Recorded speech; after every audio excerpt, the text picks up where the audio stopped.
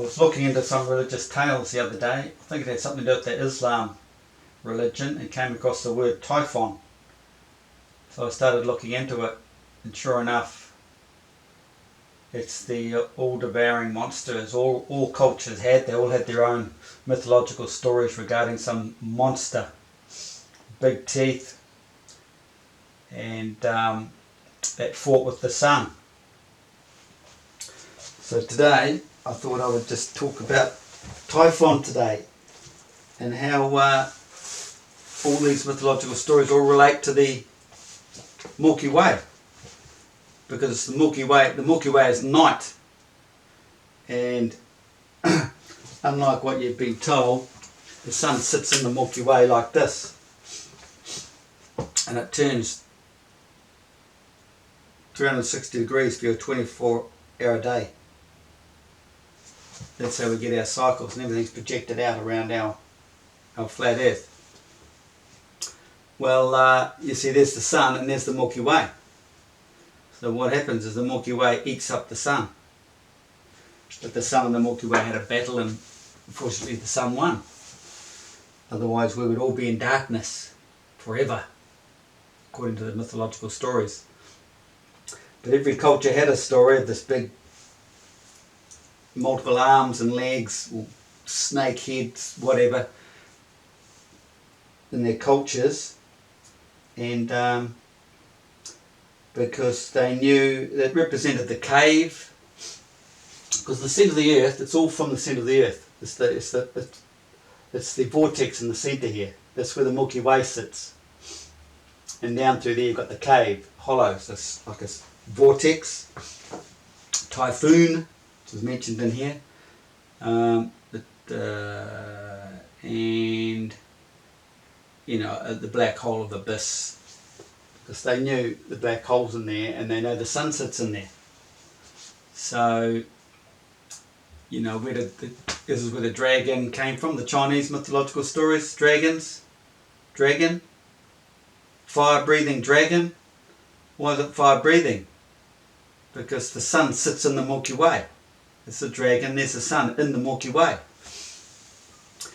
Or a giant serpent, crocodile. The South Americans had in their stories the big teeth here, because it all shoots back down there towards the black hole where the sun is sitting in the horizon, the vortex. So I'll just read a bit of it and relate it to the flat earth design. You can't debunk the true flat earth design. Flat earthers can't even get their head around it. It's really confusing science. They're having a fit. Me exposing the world as being flat and not a spinning ball. Anyway, I dragged this out of Wikipedia. I'll just read it and show you how it correlates to the system here. So Typhon, Typhus, was the monstrous serpentine giant and one of the deadliest creatures in Egyptian mythology, according to Hesiod. Typhon was the son of Gaia and Tartarus. However, one source has Typhon as the son of Hera alone, while another makes Typhon the offspring of Cronus. Typhon and his mate Echidna were the progenitors of many famous myths. So you have Gaia and Tartarus. So basically Earth and its Taurus. The Earth and its Taurus is all created. It's a Taurus field. Boof!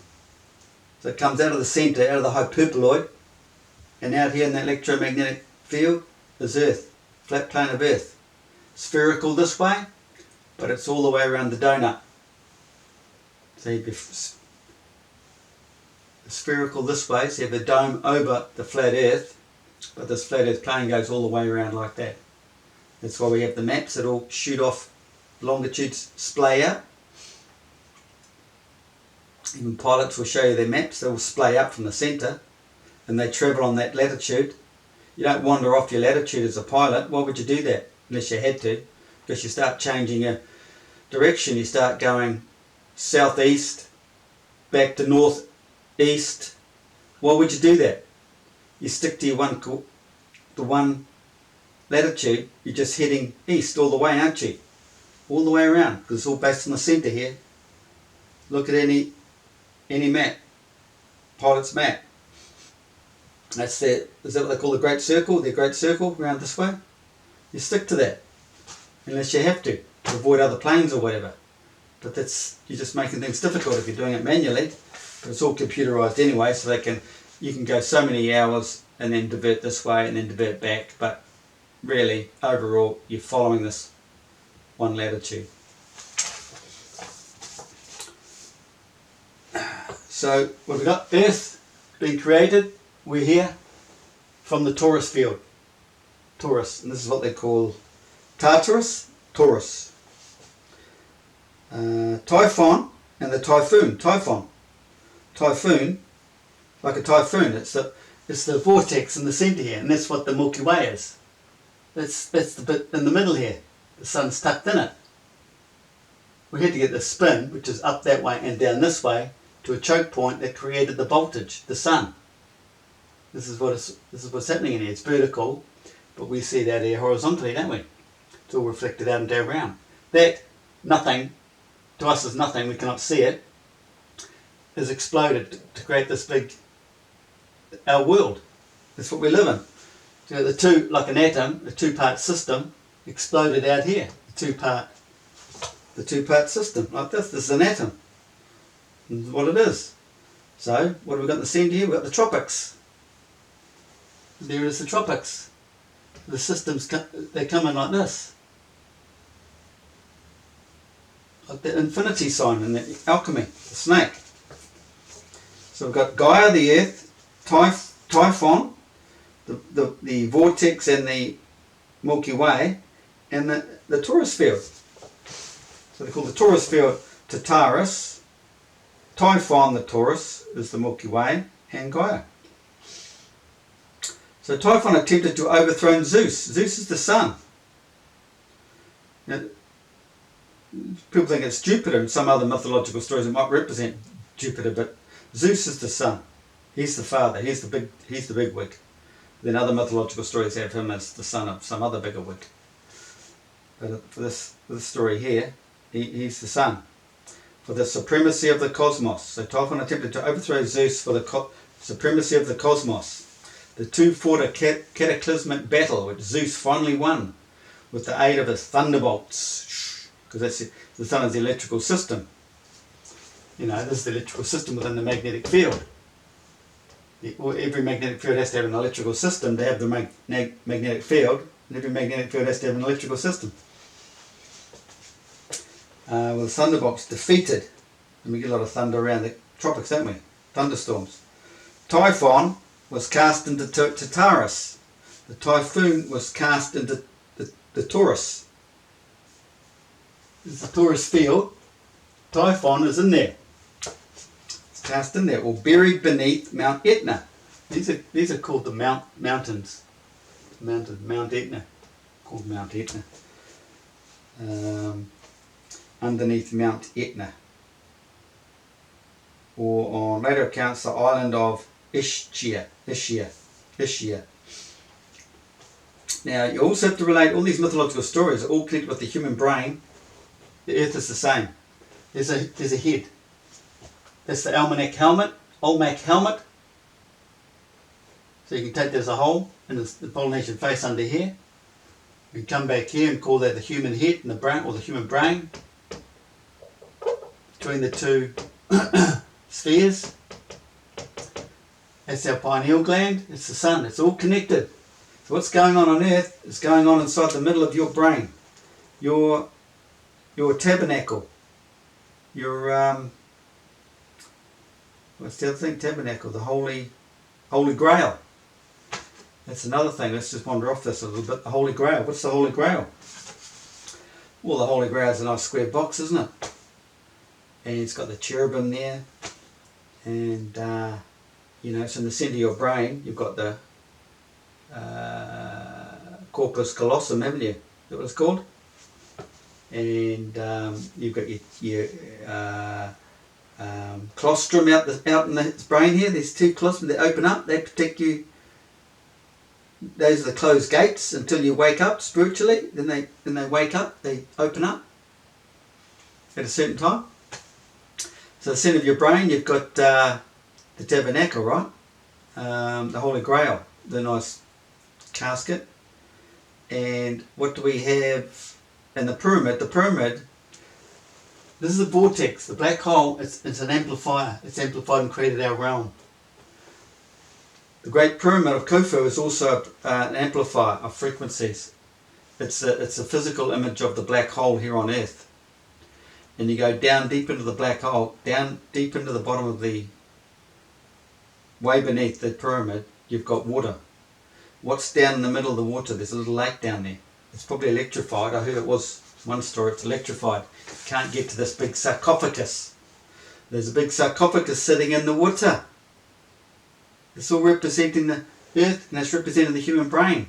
Because we have the centre of our brain has the pineal gland. And the pineal gland is in water. And when a man wakes up, the water gets released. It exposes the pineal gland.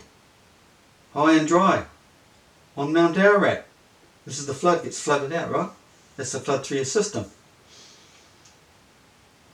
So, you know, when the whole earth is in unity and we're all switched on, loving, caring, no fear and anger, you know, this is never going to happen unless you wipe out everybody who's in the Pentagon and the White House. All the bad dudes anyway that have been there for years and years. The world's never going to be a nice place. And that sarcophagus will probably never be unveiled. It's not meant to be until things are right. Just like a man will never be enlightened until he is right. Like all the stars aligned and he's right in the right place. It'll never happen. So there's a connection. So the Great Pyramid's an amplifier of frequencies. It's all about frequencies. All those stone, all that rock, it all represents frequencies, resonating frequencies. The magic is in the resonating frequencies. Plato mentions this. They say he wrote his book 2,000 years ago. That book is more than 2,000 years. The writings are more than 2,000 years ago because he knows exactly how the whole earth works. Fortunately, I know too because I can relate to everything he says. He spells it out. I'll do a video on that soon. He's got all this double system. Got all this in here.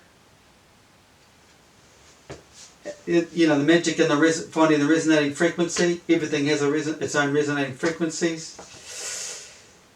Anyway, let's get back to this. The Milky Way we're talking about here. So Zeus won, the daylight won, with the aid of his thunderbolts, defeated Typhon, and he was cast into Tartarus, or buried underneath Mount Etna. Typhon mythology is part of the Greek succession myth, which explains how Zeus came to rule the gods. Typhon's story is also connected with that of Python. And you got the snake. The snake, you know, we know the snake's represented in here too, in the toroidal field. Python's the same story anyway.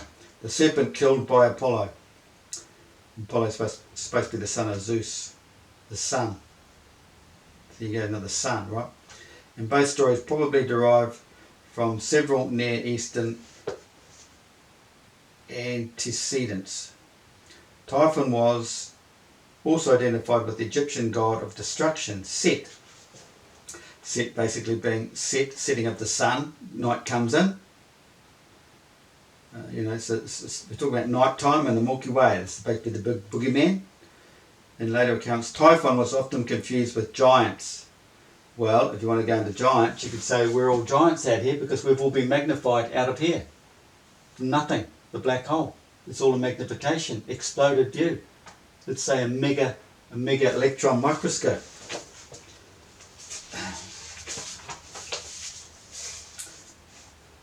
Typhon was the son of Gaia, Earth, and Tartarus. When Zeus had driven the Titans from heaven, I'm putting the Titans down as planets. Huge Earth, because it's been blown up out here, bore her youngest child, Typhon, of the love of Tartarus, by the aid of golden Aphrodite. Golden Aphrodite. So Tartarus came from Earth, Taurus, golden Aphrodite. The mythographer Apollodorus adds the Gaia bore Typhon in anger at the gods for the destruction of her offspring, the giants. For the destruction of the offspring. Well, that's talking about people down here, and it's to do with the spiritual awakening.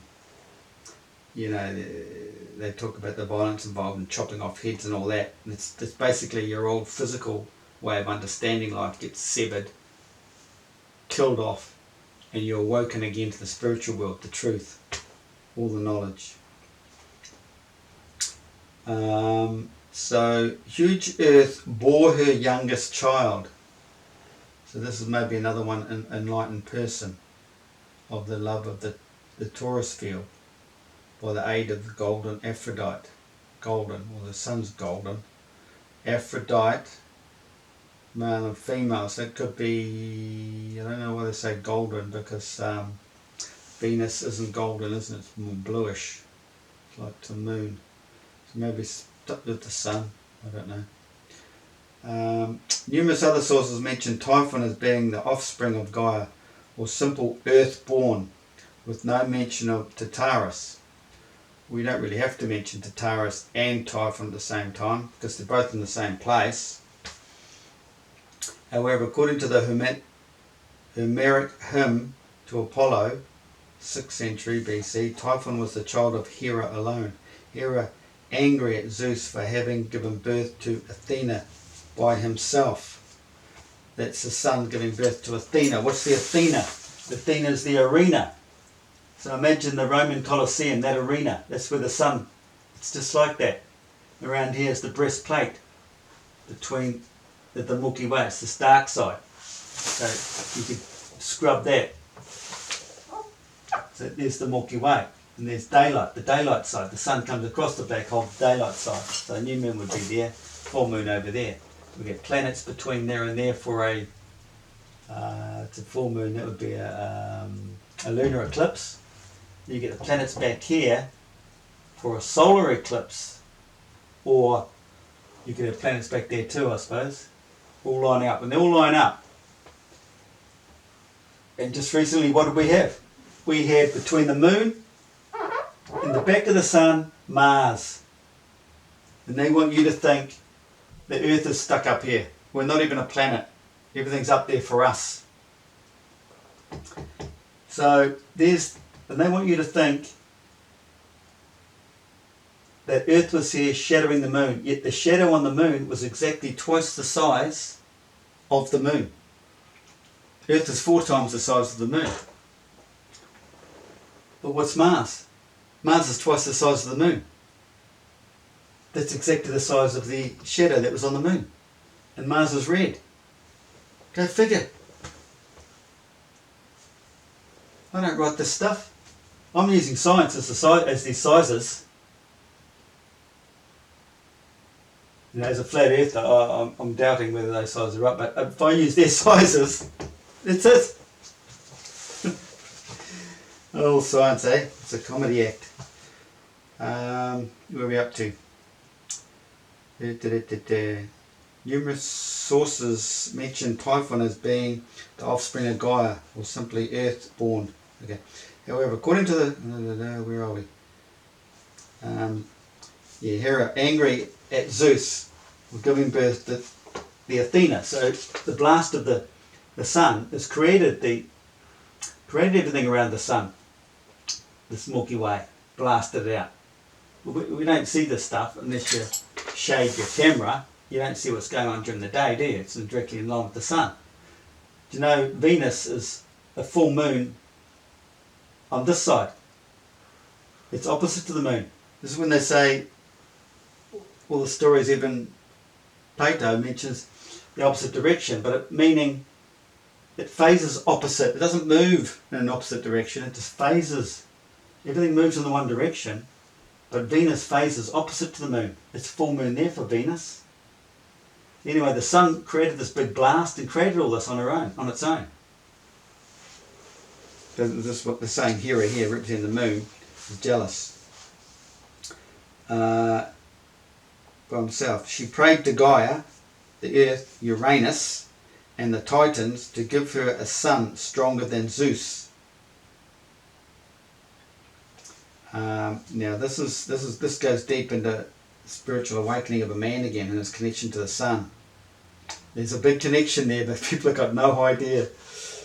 And this is how the story goes. You create a man down here to replace the sun, so it's all due to the a full solar eclipse. When that sun gets wiped out, he's being replaced. He's being refreshed. That's pretty deep and a long story, but anyway. She goes to Uranus and the Titans. So Uranus, I'm calling Uranus the bottom part of the earth. Uranus. This magnetic field gets dragged down to Uranus. Uranus, we know where our anus is, and it's connected to the what's it called? Your sacrum. Sacrum. It's shaped like that V, That's part of the magnetic field that comes up through Earth. It comes through the human body. The sacrum, and in the what's the black gate in King Solomon's temple? Can't remember. It's related to the backside as well. Anyway, let's move on. So Gaia complained to Uranus and Titans, as the planets again, to give her a son, because when all the planets are aligned, a man will be spiritually awoken. His son wakes up. Son stronger than Zeus. Then slept the ground and became pregnant. So when she says she slept the ground, that's when the full moon comes down closest to Earth. Slaps the ground. That magnetic field, at the right time with Earth's magnetic field, bang. Hera gave the infant Typhon to the serpent Python to raise. So we're going back to the sun story again. So she puts the sun, Jesus, hides him, some stories, the Egyptian ones, hide him in the mangroves or the, the river there. Anyway, she's talking about the sun being hidden in the straw now, in the Milky Way. And for him to raise him. And Typhon grew up to become a great bane to mortals. Great bane to mortals. Arena, okay. The lower half, okay. Several sources locate Typhon's birth and dwelling, blah, blah, blah. They think it's flipping a person or something, I don't know. Anyway, Typhon was born in Cilicia and nurtured in famous Cilician cave. Well, Cilician, what is this? The goat hair. The Milky Way, the goat hair, or straw, manger, tucked in a manger. The sun's tucked in there, raised in that Cilician cave. It's a cave in here, down through into the vortex cave, an apparent allusion to the Corinthian cave in Turkey. Typhon is called the dweller of the Cilician caves.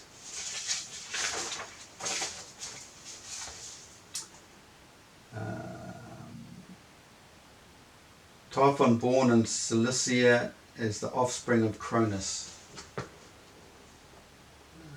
Gaia, angry at the destruction of the giants, slanders Zeus to Hera.